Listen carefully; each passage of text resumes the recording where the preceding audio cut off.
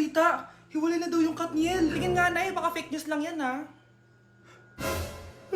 Pinost ni Catherine. Hindi! Hindi pwede mawala ang Katniel.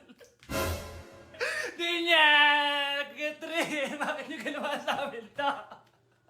Okay na ito. Breaking news! Walang pasok on all levels dahil hiwalay na ang Katniel. Pati sa balita ang OA, kala mo di ka nanonood ng movie ng Catherine ha? Umiiyak ka pa nga eh. Ayun na, nakakakilig naman. Wala nang nangyari. Hindi ka mamamatay. Oo na, die hard fan ako ng Katniel. Hindi! Hindi!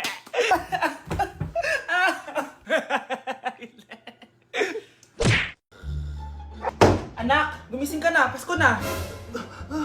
Pasko na agad? Oo, bumaba ka na doon. Nandito na mga tita mo. Ah, sige po, Nay.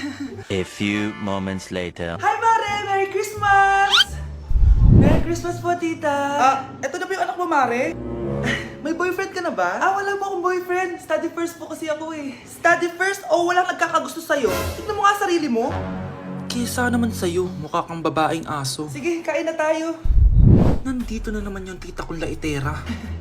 Huy! Iba na tsura mo ngayon na! Oo, tita. Nakakaya naman kasi sa'yo eh. Baka laitin niyo ulit ako. Grabe ka naman. Hindi naman ako ganon.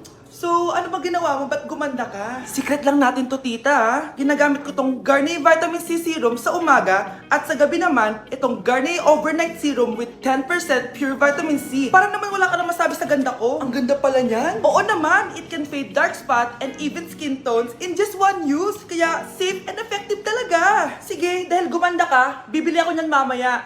Bless po, tita. Bless you. Oh, anak, nandito ka na pala. Ang pogi pala ng anak mo, Mare. Siyempre, mana sa akin. Siya na ba si Mr. Right? Siya na ba yung plot twist na hinihintay ko? Magpapasko na akong may jowa! Nagsasabi mo dyan, anak? Pinsan mo yan. Pinsan? Lahat na lang. Anak, gumising ka na. Christmas party niyo na. Christmas party na namin, Nay. Sana maganda yung regalong matatanggap ko mamaya. Kumain ka na dyan, anak, ha? Anong meron, Nay? Bakit ang dami pong pagkain? Siyempre, anak, malapit na magpasko. Tara, kain na tayo. Niluto ko lahat ng favorite mo. Talaga, Nay? Hay, sana palagi na lang Pasko. Ay, may nangangaraling ata. Wait lang, anak. Nangangaraling po. Ang seselage awetan na awit ng handol. Sanga ng Pasko magmalaba joy joy. Merry Christmas po! Galing mo naman! No, ito, 10 pesos. Ayan na! 10 pesos? Ang ganda ng boses ko tapos 10 pesos lang bibigay mo sa akin? Alis na nga ako, kuripot mo. Wow, demanding pa. A few moments later. Okay, class, mag-exchange gift na tayo. Wow, ang bango neto, thank you. OMG, bagong bag. Alam mo talaga yung gusto ko, ha? Thank you.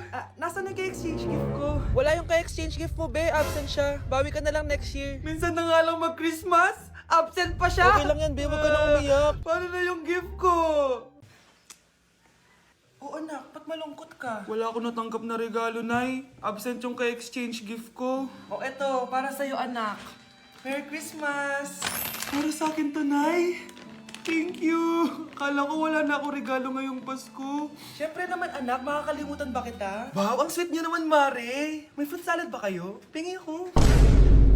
Okay, class. Welcome back! Oh, ba't parang di kayo masaya? Paano kami magiging masaya, ma'am? 10 activities yung gagawin namin. Alam nyo, puro kayo reklamo. Konti pa nga lang yan eh. By the way, may bago tayong gagawin. Sabihin niyo sa akin kung ano yung New Year's resolution nyo. Mag-umpisa tayo kay Kyle. Ako po, ma'am? Sige, ako. Ako ba si Kyle? Ang New Year's resolution ko ay mas gagalingan ko pa sa school. Very good. Okay, next, Scarlett. Ang New Year's resolution ko ay ang wag ka jowa. Last year ko pa wini-wish kaso hanggang ngayon wala pa rin akong jowa. Lu, paano ka magkakajowa? Lahat na lumalapit na lalaki sa'yo, nire-reject mo. Kala mo ang ganda-ganda niya. Kung ikaw magiging jowa ko, wag na lang. Mamatay na lang ako. Tama na yan. Samantha, ikaw na. Ang New Year's resolution ko ay wala. Dahil sobrang perfect ko, no? Feeling naman neto. Ako kaya yung pinakamabait at pinakamaganda dito, no? Ang pinakamasamang ugali. Anong sabi mo? Totoo naman eh. Dapat ang New Year's resolution mo, ang maligo ka. Puro ka make-up. Ang asim-asim mo naman. Ganon? Ang New Year's resolution mo dapat ay ang mag-toothbrush ka. Dahil ang baho ng hininga mo, lahat ng crush mo, nata-turn off sa'yo. Kumpara naman sa'yo, be. Itsurang pa lang, nata-turn off na sila. Walang hiya ka? Manda ka sa akin pagkatapos nito. Ang New Year's resolution ko ay ang ibagsak kayong dalawa. Nay, ang taas ng grades ko. Congrats. Kain tayo sa labas, Nay. Sabi niyo pag mataas grades ko, kakain tayo. Wala akong time, anak.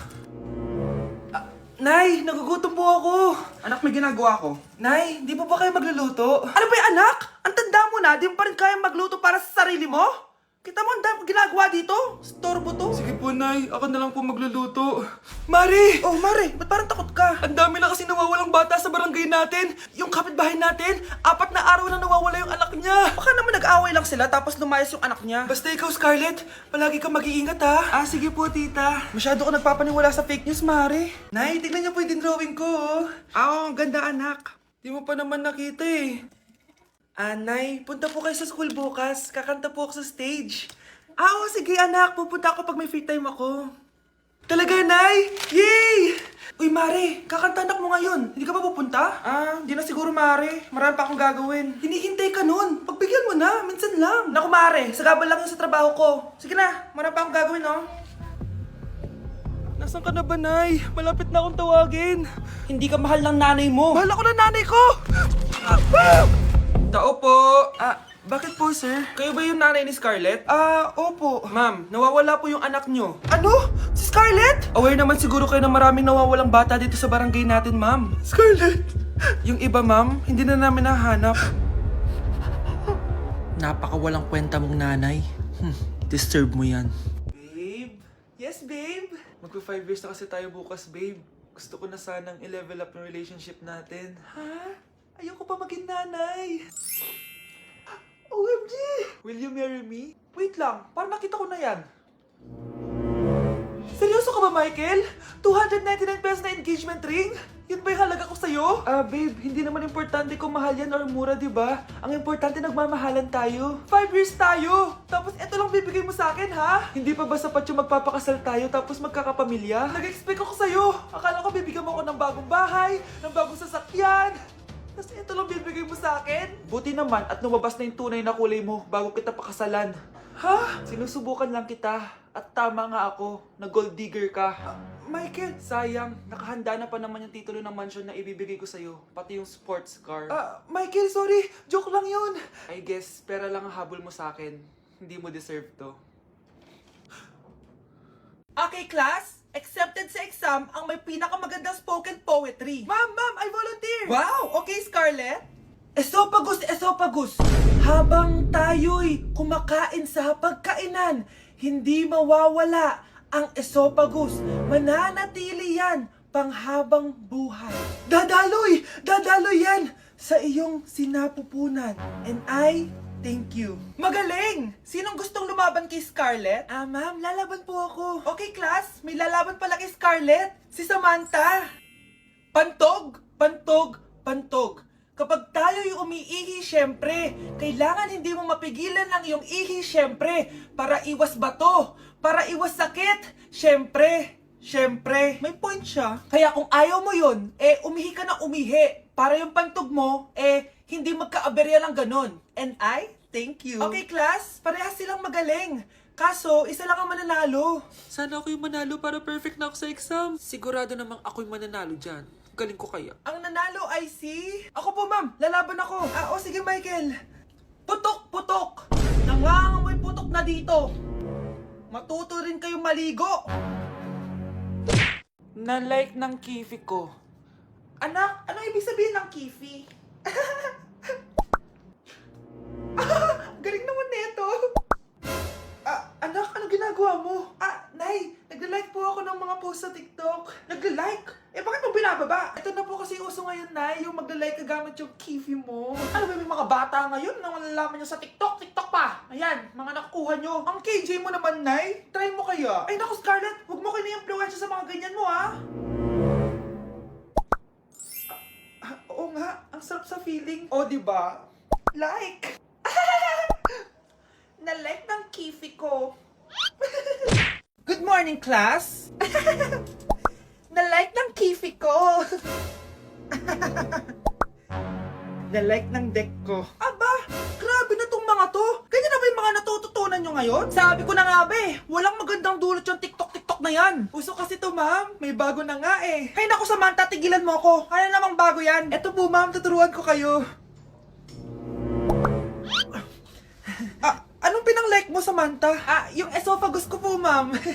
Esophagus? Grabe yung talent nyo, ha? Ikaw naman, ma'am. Try mo din. Sige. Ma'am, mali po kayo. Ma'am, sumobra po kayo. Hindi na po esophagus yan. Bitukan na po yan. Hello po, ma'am. Ang ganda naman po ng bahay nyo. Sino yan, Nay? Hello po. Anak, ito nga pala si Bebang. Bagong katulong natin dito. Siguraduhin mo lang na magaling ka, ha? Dahil ayoko sa lahat, yung tatanga-tanga. Opo, ma'am. Ayusin ko po yung trabaho ko. Sige na, mag-umpisa ka na maglinis. Sige po. Di ko talaga gusto yung bago namin katulong dito. Nakakainis yung mukha niya. Ano yun? Ano ba yan? Unang araw pa lang dito, may nabasag ka na agad? Sorry po, ma'am. Tatanga-tanga kasi maglinis? Di mo ba alam na 1,000 pesos ang isa niyan? Linisin mo na yan! At wala ka sweldo na 3 araw, ha? Dahil wala ka naman pambayad niyan. Ganito nyo pala tinrato ang nanay ko? Humanda kayo. Bebang! Gawin mo nga ako ng kape. Ma'am, eto na po yung kape nyo. Ano ba yan? Bakit malamig na to? Gusto mo tapo ko to sa mukha mo, ha? Sorry po, ma'am. Gawin mo ako ulit ng bago. Baka na pang magawa ko sa'yo. Sige po, gagawa na lang po ako ulit ng bago. Pakatanga. Ma'am, eto na po yung mainit nyo pong kape. Sa susunod, huwag kang tatanga-tanga kung ayaw mo mawala ng trabaho. Bebang! Kuhaan mo nga ako ng tubig dito. Eto po, ma'am, yung tubig nyo. Dun ka na nga. Yung makita pagmumukha mo. Sakit ng tiyan ko!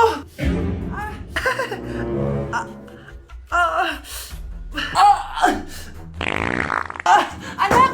Lumabas ka muna dyan! Gusto mo nang mainit, ha? Tignan ko na lang kung hindi kumulo yung tiyan nyo dito. Ma'am, eto na po yung mainit nyo pong kape. Eto po, ma'am, yung tubig nyo. Hindi ko kayo mapapatawad sa ginawa nyo sa nanay ko. Nag-uumpisa pa lang ako sa paghihiganti ko sa inyo. Nay, kasama ko si Cheska, yung best friend ko. Ang ganda naman yung best friend mo, anak. Kumain na kayo dito. Ay, hindi na, Nay. Busog pa kami, di ba? Opo, tita. Sige. Pasok na kami sa kwarto, Nay, Tara na. Tagal na natin di nagkita, bes. Oo nga pero syempre, best friend pa din tayo. Basta, walang iwanan, Oo naman, walang iwanan. Hanggang sa kabilang buhay pa yan. Lusya, bata pa tayo. Matagal pa yan. Manood na nga tayo. Sige, kunin ko lang ang mga chichirya natin. Mare! Mars, ang ginagawa mo dito? Nandiyan ba si Scarlett? Bakit, Mars? Si Jessica kasi, yung best friend niya, nasagasaan daw kagabi. Ha? Kasama pa lang ni Scarlett kanina si Jessica. Oo nga. Manonood nga kami ngayon ng movie sa kwarto Scarlett, maniwala ka. Nakalamay na siya ngayon. Di magandang biro yan, tita, Sige na, ipasok na ako. Eto, picture ng lamay niya. Ayaw niyo pa maniwala, Jessica? Saan nagpunta yun? Matawag? Scarlett, for sure alam mo na yung nangyari kay Jessica. Pupunta ka ba sa lamay niya ngayon? Ano pong sabi niyo, tita? Scarlett! Scarlett, lumabas ka dyan! Hi, Scarlett. Tara, nood na tayo ng movie. Jessica? Di ba walang iwanan? Sumama ka na sa akin.